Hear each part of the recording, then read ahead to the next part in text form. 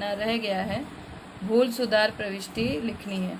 ये 7वां सवाल है जो छठे सवाल की तरह है, पर वहाँ पर लाभ दिया गया था और यहाँ पर आपको दी गई है पूंजी।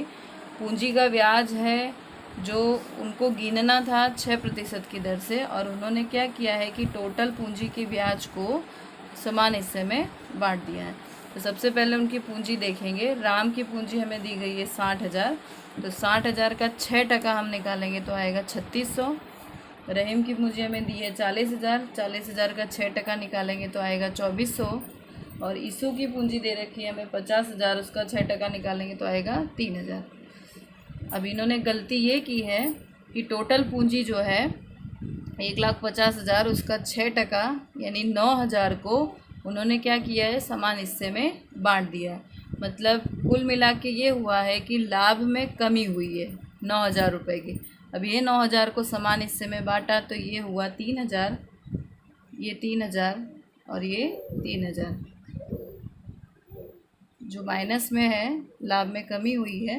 अब हम इसके अंतर की रकम निकालेंगे तो 3600 में से 3,000 जाएगा तो बचेगा प्लस 600, 2400 में से 3,000 जाएगा तो बचेगा माइनस 600, और 3,000 में से 3,000 जाएगा तो डैश। अब पहले भी मैंने आपको बताया है कि जो चीज़ प्लस में आए उसे करते हैं जमा, और जो आए माइनस में उसे करते हैं हम उधार। मतलब अब हमें इसकी असर देनी है पूंजी खाते, तो क्या हो जाएगा इसका रोजनामचा। रहीम के पूंजी खाते उधार 600 और राम के पूंजी खाते का जमा। तो अब इसका हम लिखेंगे रोजनामचा। तो हमने पहले आपको बताया पूंजी खाते असर। इसकी प्रविष्टि लिखेंगे हम। यहाँ लिखेंगे रहीम के पूंजी खाते उधार 600 और राम के पूंजी खाते का 600। वही सेम सिचुएशन है हमारे सामने जो आपको पहले बताया गया। इसके 2 मार्क्स और इसके प्रविष्टि के होंगे 1 मार्क्स, यानी टोटल हो गए इसके 3 मार्क्स। 7 नंबर का क्वेश्चन आपका पूरा हुआ। अब स्टार्ट करेंगे क्वेश्चन नंबर 8 देखेंगे। लता, गीता और प्रवीणा एक साझेदारी पेढ़ी के साझेदार हैं। लाभ का वितरण करने के बाद मालूम पड़ा कि आहरण पर ब्याज क्रमशः 2700, 1200 और 1500 गिनना रह गया है। भूल सुधार प्रविष्टि लिखिए। ये सवाल भी पहले 2 सवाल की तरह ही है, लेकिन ये चीज़ है आहरण। आहरण की हमेशा उधार बाकी होती है, जैसे आप लोग को पता है। तो सबसे पहले हम पहले करते थे कि एक्चुअल हमें गिनना क्या है, यानी जो सही चीज़ है वो हम पहले लिखेंगे। तो हमें सवाल में दिया है कि आहरण पर ब्याज हमें कितना लेना है, 2700, 1200 और 1500, जो हमने पहले लिख लिया है। अब इन्होंने क्या किया है कि आहरण का टोटल ब्याज यानी 2700, 1200, 1500 टोटल हो गया 5400। 5400 को इन्होंने 1:1 मतलब समान भाग में उन्होंने बांटा होगा, तो ये हो जाएगा 1800, 1800, 1800।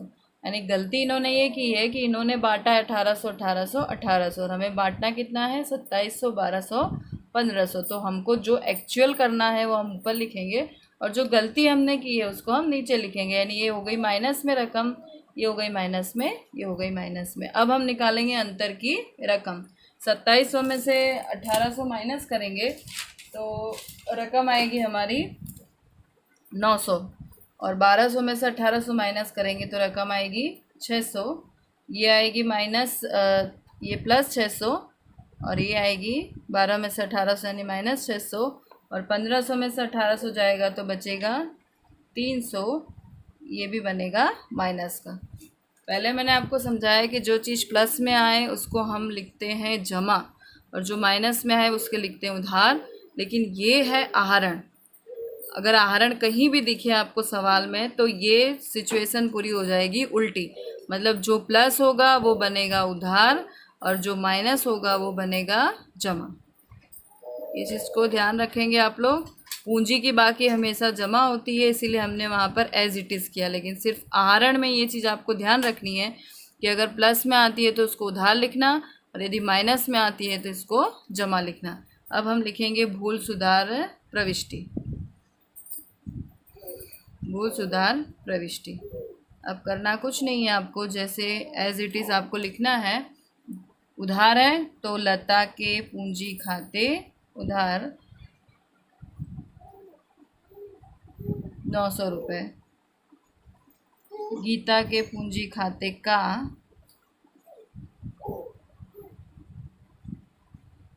600 रुपये और प्रवीणा के पूंजी खाते का ये हो गया 300 रुपये। ठीक है, ये आपका सवाल क्वेश्चन नंबर 8 कंप्लीट हुआ। इसमें भी इसके 2 मार्क्स और इसके 1 मार्क्स। पर ध्यान सिर्फ नोट इस चीज़ का इसमें ध्यान रखना है कि आहरण की हमेशा उधार बाकी होती है, इसीलिए ये सिचुएशन समझने में गलती मत करना, क्योंकि स्टूडेंट बोर्ड के पेपर में ज़्यादातर गलती इसी में होती है। ये तो उनका राइट होता है लेकिन गलती यहाँ पर कर जाते हैं, तो गलती आप मत करना। आहरण की रकम हमेशा उधार होती है, इसीलिए जो प्लस आएगा उसे हम उधार करेंगे और जो माइनस आएगा उसे जमा करेंगे। और पूंजी या लाभ अगर उसको हम बांट रहे हैं तो जो एज इट इज़ प्लस होगा तो जमा और माइनस होगा तो उधार। इस चीज़ का ध्यान रखेंगे आप लोग। क्वेश्चन नंबर 9 देखेंगे आप लोग किताब में। मुकेश, धवल और विनोद एक पेड़ी के साझेदार हैं। यानी मुकेश, धवल, विनोद अलग अलग नाम हो तो उनको आप अल्फ़ाबेट के कैपिटल लेटर से दर्शा सकते हैं, जिससे हमारा बोर्ड में टाइम बचे। इस चीज़ का ध्यान रखेंगे। अगर एक जैसे नाम होते हैं कई लेटर के तो उनको अलग अलग लिख लेना, पर अगर अलग अलग लेटर के हों तो उसको MDV इस तरह से दर्शाएंगे तो टाइम हमारा बोर्ड में बचेगा। जितना हो सके टाइम बचाने की कोशिश करेंगे, इसलिए हो सके तो शॉर्ट में लिखने का हम ज़्यादा से ज़्यादा उपयोग करेंगे। मुकेश, धवल और विनोद एक पेड़ी के साझेदार हैं। और आगे आपको दिया है कि उनकी पूंजी का प्रमाण दिया गया है। पूंजी का प्रमाण है, इस चीज़ का ध्यान रखेंगे। उससे हमें कोई लेना देना नहीं है, अगर ज़रूरत हो तो ही, क्योंकि गलती वहीं पे कर देते हैं कि निकालना होता है लाभ और उसको हम बांट देते हैं पूंजी के प्रमाण में। ये कंफ्यूज करने के लिए कुछ सवाल बोर्ड में दिए जाते हैं, लेकिन सवाल जब भी आप पढ़ो तो उसको ध्यान से समझो कि वो किसका प्रमाण दिया गया है, लाभ का दिया गया है कि पूंजी का दिया गया है। इसमें हमें पूंजी का प्रमाण दिया है, अगर ज़रूरत होगी तो उसको इंक्लूड करेंगे, अगर नहीं है तो नहीं करेंगे। अब आगे दिया आपको, मुकेश को लाभ में से कम 35,000 मिलेंगे ही, ऐसी गारंटी धवल और विनोद ने दी है। मतलब मुकेश को इन्होंने क्या कहा है कि इसको भाई 35,000 रुपये हमें लाभ में से दे देना है, चाहे हमें लाभ हो चाहे हानि हो कुछ भी हो, यानी 35,000 इसको कुल मिलाकर देना है। अगर 35,000 इसको नहीं मिलता है तो इसकी गारंटी किसने दी है? धवल और विनोद ने। यानी किसी भी हालत में धवल और विनोद इसको मुकेश को 35,000 रुपये देंगे। तो पहले तो हम क्या करेंगे कि पेड़ी को वर्ष में कितना लाभ हुआ है? 90,000 रुपये। तो 90,000 रुपये को हम सबसे पहले तीनों साझेदारों के बीच में बांट देंगे। 90,000 लाभ को, अब लाभ हानि का प्रमाण तो हमें दिया नहीं है, मैंने पहले भी कहा था पूंजी का प्रमाण दिया है। इसमें अगर आप बांट दोगे तो सवाल हो जाएगा आपका गलत। पूंजी के प्रमाण से कोई लेना देना नहीं है। अब लाभ हानि का प्रमाण नहीं दिया है तो पहले भी हमने बताया कि लाभ हानि का प्रमाण ना दिया हो तो समान अनुपात में बांट देंगे तीनों को। तो 90,000 लाभ को 1:1:1 में बांटने पर देखते हैं कितना लाभ आता है तीनों का। 90,000 को 1:1:1 में बांटेंगे तो कितना लाभ बन जाएगा? इसका 30,000, इसका 30,000 और इसका 30,000। हो गया 90,000, 30,000, 30,000 60 और 60 30 90। 90,000 गुणे 1/3, 90,000 गुणे 1/3, 90,000 गुणे 1/3, यानी हो गया मुकेश को 30,000, धवल को 30,000, विनोद को 30,000। पर यहाँ सवाल में क्या दिया है आपको कि मुकेश को कितना मिलना चाहिए था? 35,000। ये तो हुआ नहीं, उनको तो सिर्फ मिला 30,000। तो धवल और विनोद ने क्या गारंटी दी थी कि अगर उसको 35,000 नहीं मिलेंगे तो जो बाकी की रकम होगी वो कौन देगा? धवल और विनोद। अब देखो यहाँ पे कितनी रकम हो रही है, मिलनी चाहिए 35,000, मिल रही है 30,000। तो कितनी रकम अंतर की बच रही है? 5,000। तो 35,000 माइनस 30,000 बराबर 5,000 की रकम डी और वी अपने लाभ हानि के प्रमाण में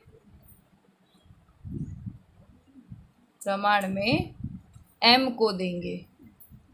यानी 5,000 रुपये जो है इसको मुकेश को मिल जाएंगे प्लस, और धवल और विनोद 5,000 को अपने लाभ हानि का प्रमाण इनका कितना है, 1:1। 1:1 में 5,000 को बांटेंगे तो कितना बनेगा, ये 2500, यानी इनके लाभ में से 2500 कम हो जाएगा और इसके लाभ में से भी 2500 कम हो जाएगा।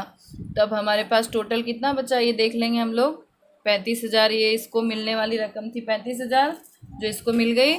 अब 30,000 में से 2500 माइनस होगा तो ये हो जाएगा 27,500 और 30,000 में से 2500 जाएगा तो ये बचेगा 27,500।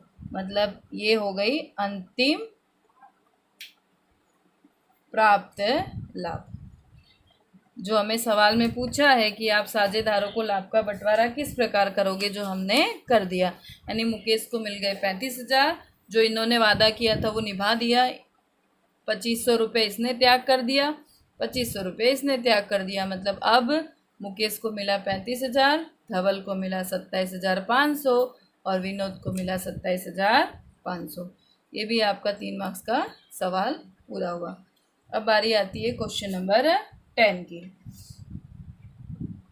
क्वेश्चन नंबर 10 की शुरुआत करने से पहले हम सबसे पहले एक सूत्र देखेंगे प्रारंभिक पूंजी का। प्रारंभिक पूंजी का सूत्र होता है हमारा बराबर अंतिम पूंजी प्लस आहरण माइनस लाभ। एक चीज़ याद रखना आप लोग कि जब भी पूंजी का ब्याज गिनना होता है तो हमेशा हमें वो प्रारंभिक पूंजी पर ही गिना जाता है, कभी भी अंतिम पूंजी पर ब्याज गिना जाता नहीं है। हम कहीं भी पैसा इन्वेस्ट करते हैं, जैसे हमने जनवरी मास में पैसा इन्वेस्ट किया तो जनवरी से लेकर अगर हमें अप्रैल तक हमारी पूंजी किसी बैंक में रहती है और अप्रैल के लास्ट में जैसे आपने 10,000 रुपये जनवरी में डाले और अप्रैल में वो बन गए 50,000 रुपये, तो जो ब्याज गिनना होगा वो 10,000 पे गिनेंगे कि 50,000 पे, तो 10,000 पे गिना जाएगा। यानी प्रारंभिक पूंजी पे हमेशा ब्याज की गिनती की जाती है, न कि अंतिम पूंजी पर।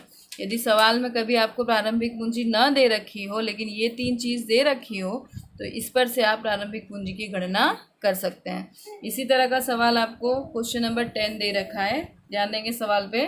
क्वेश्चन नंबर 10, रघुवीर की अंतिम पूंजी आपको दी है 80,000, ठीक है, अंतिम पूंजी दी रखी है, जिसमें चालू वर्ष के आहरण का 12,500 तथा लाभ का 17,800 की असर दी गई है। यानी तीनों चीज़ हमें दी गई है, अंतिम पूंजी दी है हमें, आहरण दिया है और लाभ दिया है। लेकिन पूछा क्या गया है हमें कि प्रारंभ की पूंजी पर वार्षिक 6% की दर से कितना ब्याज होगा। यानी हमें क्या निकालना है, कुल मिलाकर प्रारंभिक पूंजी। तो सबसे पहले हम अंतिम पूंजी लिखेंगे यहाँ पर, जो हमें दे रखी है 80,000, फिर हम प्लस करेंगे उसमें आहरण जो हमें दे रखा है 12,500 और उसके बाद हमें माइनस करना है लाभ जो दे रखा है 17,800। माइनस की रकम को हमेशा हम कोष्टक में दर्शाते हैं, इतना याद रखेंगे अकाउंट में। और आगे भी आप ध्यान रखेंगे कि जो भी रकम आपको कोष्टक में दर्शाई गई हो तो वो हमेशा आप कोष्टक में रखेंगे। तो हमारा एग्जैक्ट प्रारंभिक पूंजी आ जाएगी रघुवीर की प्रारंभिक पूंजी प्लस 80,000 में 12,500 प्लस करेंगे और उसमें से माइनस करेंगे 17,800, तो आएगा 74,700, जो बनेगी रघुवीर की प्रारंभिक पूंजी। अब हमें ये तो हो गया हमारा फर्स्ट पॉइंट, प्रारंभिक पूंजी हमने ज्ञात कर ली। और हमें सवाल में क्या पूछा गया है कि प्रारंभ की पूंजी पर वार्षिक 6% की दर से कितना ब्याज होगा। तो यहाँ लिखा जाएगा पूंजी पर ब्याज। तो पता ही हमें प्रारंभिक पूंजी 74,700 गुणे इसका निकालना है 6%। तो निकालेंगे 74,700 गुणे 6%, जो आया आपका 4,482। तो ये निकला आपका 4,482 पूंजी पर ब्याज। ये हो गया आपका आंसर, जो पूछा था वो कंप्लीट हो गया। अब एक लास्ट क्वेश्चन आपका बचा है, क्वेश्चन नंबर 11।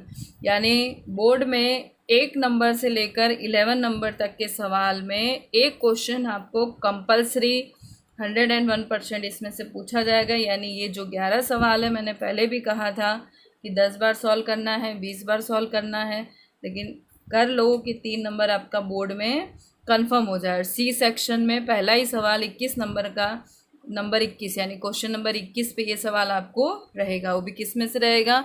किताब में से, या फिर वो उदाहरण का रहे या फिर एक्सरसाइज का रहे। उदाहरण में जो चीज़ें दी हैं वही चीज़ आपको स्वाध्याय में दे रखी है।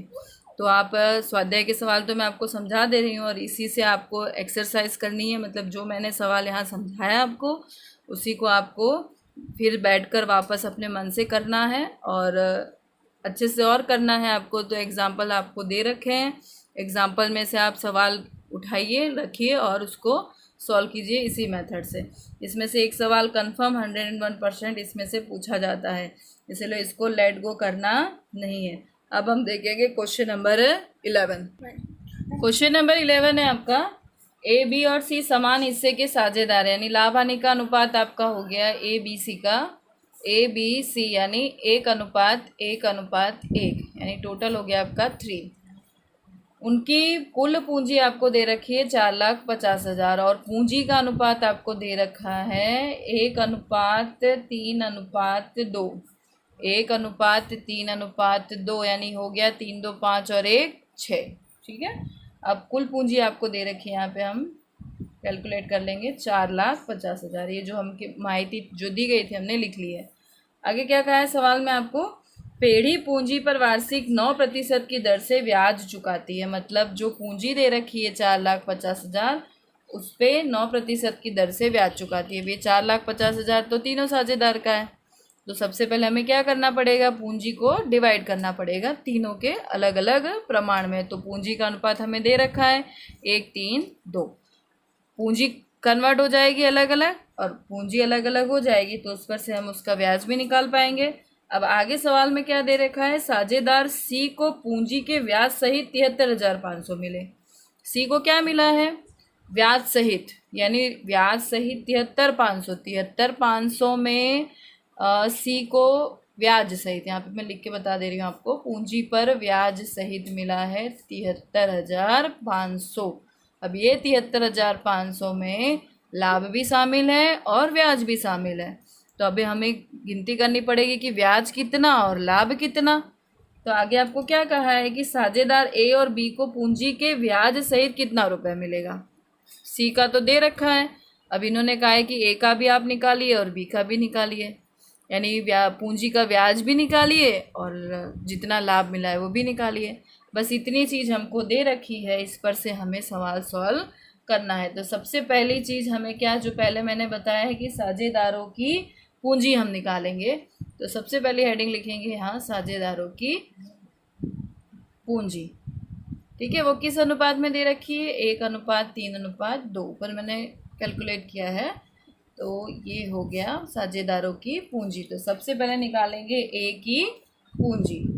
टोटल पूंजी कितनी है अपने पास, 4,50,000 गुणे प्रमाण कितना है 1, यानी टोटल कितना है 6, 1/6, यानी एक का ब्याज कितना हो गया 1/6, तो ये हो जाएगा आपका 75,000। फिर निकालेंगे हम बी की पूंजी, और बी की पूंजी आपकी बनी 4,50,000 गुणे 3/2, यानी ये हो गई आपकी 2,25,000। और निकालेंगे फिर सी की पूंजी 4,50,000 गुणे 2/6, तो ये निकलेगा आपका 1,50,000। ये तो आ गई आपकी साझेदारों की पूंजी। अब हमें निकालना है पूंजी पर ब्याज, तो नंबर 2 पॉइंट डालेंगे, पूंजी पर ब्याज। पूंजी पर ब्याज किस तरह से निकलेगा, ब्याज की दर हमें क्या दे रखी है सवाल में 9%। ठीक है, तो सबसे पहले हम निकालेंगे ए की पूंजी पर ब्याज। ए की पूंजी कितनी हमें दे रखी है, हमने ऊपर निकाली है 75,000, तो 75,000 का 9% कितना हो जाएगा, कैलसी में करेंगे हम, तो ये बनेगा 6,750 रुपये। फिर बी की पूंजी पर ब्याज लिखेंगे, पूरा लिखने की ज़रूरत नहीं है बोर्ड में, आप ऐसे भी कर सकते हैं। ये हो जाएगा 2,25,000 गुणे 9%। तो ये हो जाएगा आपका 20,250। और सी की पूंजी पर ब्याज, सी की पूंजी कितनी है? 1,50,000 गुणे 9%। तो ये हो जाएगा आपका 13,500। चलो अब दो चीज़ निकल गई हमारी, पूंजी और पूंजी पर ब्याज। अब दूसरी चीज़ देखेंगे हम यहाँ पर। अब हमें चाहिए नंबर 3, पेढ़ी का कुल लाभ। पेढ़ी का कुल लाभ कैसे निकलेगा ये? तो हमें एक चीज़ दे रखी है, सी को पूंजी के ब्याज सहित प्राप्त रकम कितनी प्राप्त हो रही है इनको? 73,500। ये 73,500 में पहले भी समझाया है कि इसमें लाभ भी शामिल है और ब्याज भी शामिल है। तो हमने एक चीज़ तो निकाल दी है। क्या निकाला है हमने? पूंजी पर ब्याज। तो इसमें से इसको कर देंगे माइनस, यानी पूंजी पर ब्याज सी का कितना निकाला है हमने? 13,500। अब इसको माइनस करेंगे तो बना 60,000। ये 60,000 हो गया सी को प्राप्त लाभ। ठीक है। अब सी को प्राप्त लाभ 60,000 है, 60,000 है और लाभ का अनुपात कितना है? 1:1:1 है। अब जब सी को 60,000 प्राप्त है तो इसका मतलब ए और बी को भी कितना प्राप्त होगा? ए को प्राप्त लाभ होगा 60,000 और बी को भी कितना लाभ प्राप्त होगा? 60,000। और सी का हमने निकाल ही दिया है, सी को प्राप्त लाभ 60,000। यानी टोटल हो गया ये 6 6 12 6 3 18, टोटल हो गया 1,80,000। ये हो गया पेढ़ी का कुल लाभ, पेढ़ी का कुल लाभ। चलो अब हमें पूछा क्या है सवाल में कि ए और बी को लाभ सहित कितने रकम मिलती है, मतलब पूंजी के ब्याज सहित कितना रुपए मिलेगा। तो लास्ट पॉइंट हमें निकालना है, ए को पूंजी के ब्याज सहित प्राप्त रकम। चलो ए का निकाल लेंगे हम। पूंजी के ब्याज सहित लाभ कितना प्राप्त हुआ? 60,000। और ब्याज कितना हमने निकालना है? नीचे पहले निकाल लिया हमने 6,750। तो टोटल कितना हो गया इसका? 66,750। फिर बी का भी हमको पूछा है, तो बी को पूंजी के ब्याज सहित प्राप्त रकम बराबर ये 60,000 मिला इसको और ब्याज कितना मिला है इसको? प्लस 20,250, यानी इसका टोटल हो गया 80,250 जो हमें सवाल में पूछा गया है। यानी ए को पूंजी के ब्याज सहित मिल गया 66,750, बी को मिल गया 80,250 और सी का तो ऑलरेडी आपको दे ही रखा था 60,000 प्लस 13,500, नहीं टोटल 73,500। ये आपका लास्ट आंसर है। यहाँ पे आपके सारे छोटे क्वेश्चंस कंप्लीट होते हैं, 1 से लेकर 11 तक के सवाल। ये क्वेश्चंस मैं आपको व्हाट्सएप ग्रुप में भी सेंड कर दूंगी और इसका जो वीडियोस वगैरह है वो भी मैं आपको आपके ग्रुप में सेंड कर दूंगी। और पहले भी मैंने इस चीज़ को कहा है कि बोर्ड में ये चीज़ बहुत मायने रखती है हमारे लिए, तो आपको जितनी बार सॉल्व करना है इसको सॉल्व कीजिए और मैं माइंड में इसको बैठा लीजिए कि 3 नंबर आपका फाइनली कंप्लीट हो जाए। ये सवाल में से ही अगर इस सवाल की जानकारी आपको रहेगी तो इसमें से 1 नंबर का MCQs भी आपको मिल जाएगा।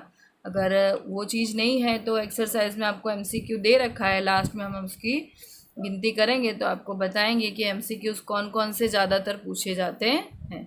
अब आगे हम बड़े सवाल की गणना करेंगे और बड़े सवाल की गणना से पहले उसके पत्रक की तैयारी करनी है, तो पत्रक भी हम आपको सेंड कर देंगे, लाभ हानि वितरण का पत्रक। लाभ हानि वितरण क्या है, साझेदारों का पूंजी खाता कैसे तैयार किया जाता है, इस चीज़ की समझ हमें लेनी पड़ेगी, क्योंकि साझेदारों का पूंजी खाता चैप्टर नंबर 5 और चैप्टर नंबर 6 के लिए इम्पॉर्टेंट है, और लाभ हानि वितरण खाता और पूंजी खाता ये चैप्टर नंबर 2 के लिए बहुत ज़रूरी है। तो इस चैप्टर में ये चीज़ सीखना बहुत ज़रूरी है। तो इसका जो पत्रक है वो मैं आपको आगे आगे के उसमें सेंड कर दूंगी, और उसको आपको एकदम रट डालना है, यानी एकदम दिमाग में बैठा देना है। और हो सके तो आप लोग इसको एक बार अपने मन से लिख कर तैयार कीजिएगा पत्रक को, कि तैयारी अच्छे से हो जाए। ओके।